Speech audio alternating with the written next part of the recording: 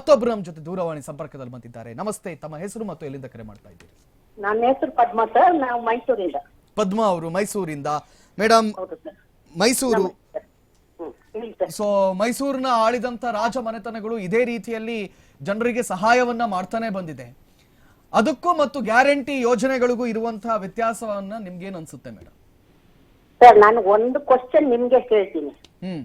ಯಾವುದೇ ರಾಜಕಾರಣಿ ಅವ್ರ ರಾಜಕೀಯಕ್ಕೆ ಬಂದಾಗಿಂದ ಮೊದಲು ಯಾವ ಪರಿಸ್ಥಿತಿಲಿ ಇದ್ರೋ ಆ ಪರಿಸ್ಥಿತಿಯಲ್ಲೇ ಇದ್ದಾರಾ?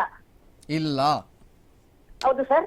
ಮತ್ತೆ ಇವರು ಜನಗಳ ದುಡ್ಡನ್ನ ತಗೊಂಡು ರಾಜಕೀಯ ಮಾಡಿ ಹಂಚೋದು ಎಷ್ಟು ಮಟ್ಟಿಗೆ ಸರಿ? ರಾಜ್ಯದಲ್ಲಿ ಇರೋ ಪ್ರಜೆಗಳನ್ನೆಲ್ಲ ಇವರು ಇದು ಮಾಡ್ತಾ ಇದಾರೆ, ಏನು ಸೋಮಾರಿಗಳು ಮಾಡ್ತಾ ಇದಾರೆ, ಕಳ್ಳರು ಸುಳ್ರು ಮಾಡ್ತಾ ಇದಾರೆ. ಇವ್ರು ಮಾಡ್ಬೇಕಂದ್ರೆ ಇವ್ರದೇ ರಾಜಕೀಯ ನಡ್ಸ್ಕೊಂಡು ಇವ್ರ ರಾಜಕೀಯದಲ್ಲಿ ಎಷ್ಟೆಷ್ಟು ಜನ ಇದ್ದಾರೆ, ಪ್ರತಿಪಕ್ಷನೇ ಆಗ್ಲಿ ರಾಜಕೀಯ ಪಕ್ಷನೇ ಆಗ್ಲಿ, ಅವ್ರಗಳೆಲ್ಲ ಸೇರ್ಕೊಂಡು ಫಂಡ್ ಮಾಡಿ ಜನಗಳಿಗೆ ಹಂಚಲಿ ಸರ್. ಅದ್ರಲ್ಲಿ ಏನ್ ತಪ್ಪಿದೆ? ಇವ್ರು ಜನಗಳ ದುಡ್ಡು ಹಂಚೋದು ಎಷ್ಟ್ರ ಮಟ್ಟಿಗೆ ನ್ಯಾಯ? ಇವ್ರಿಗೆ ನಾಚಿಕೆ ಆಗೋದಿಲ್ವಾ? ಹೇಳಿ ಸರ್ ನೀವೇ. ನೀವು ಹೇಳಿದ ಮಾಹಿತಿ ಮೇಡಮ್ ಏನ್ ಗೊತ್ತಾ ಮೇಡಮ್, ಆರಂಭದಲ್ಲಿ ರಾಜಕೀಯಕ್ಕೆ ಬರುವಾಗ ಆ ಮನುಷ್ಯನ ಹತ್ರ 2 ಕೋಟಿಯೋ 3 ಕೋಟಿಯೋ ಆಸ್ತಿ ಇರುತ್ತೆ. ಹೇಳಿ ಸರ್. ಸಂಪೂರ್ಣವಾಗಿ ರಾಜಕೀಯದಲ್ಲೇ ತೊಡಗಿಸ್ಕೊಳ್ತಾರೆ.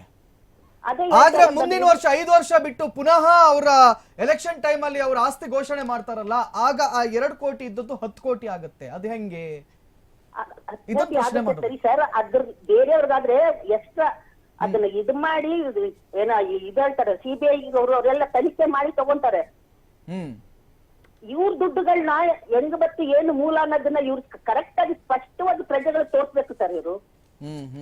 ಮತ್ತೆ ಇವ್ರ ದುಡ್ಡುಗಳನ್ನೆಲ್ಲ ಪ್ರಜೆಗಳಿಗೆ ಹೆಂಗ್ ತಗೊಂಡ್ರೆ ಅಲ್ಲಿ ಹಂಚ್ಬೇಕು. ಇವರು ನಿಜವಾಗ್ಲೂ ಗಾಂಧೀಜಿಗಳ ಇವರು ಗಾಂಧೀಜಿಗಳಾಗಿರ್ಬೇಕು ಇವರು.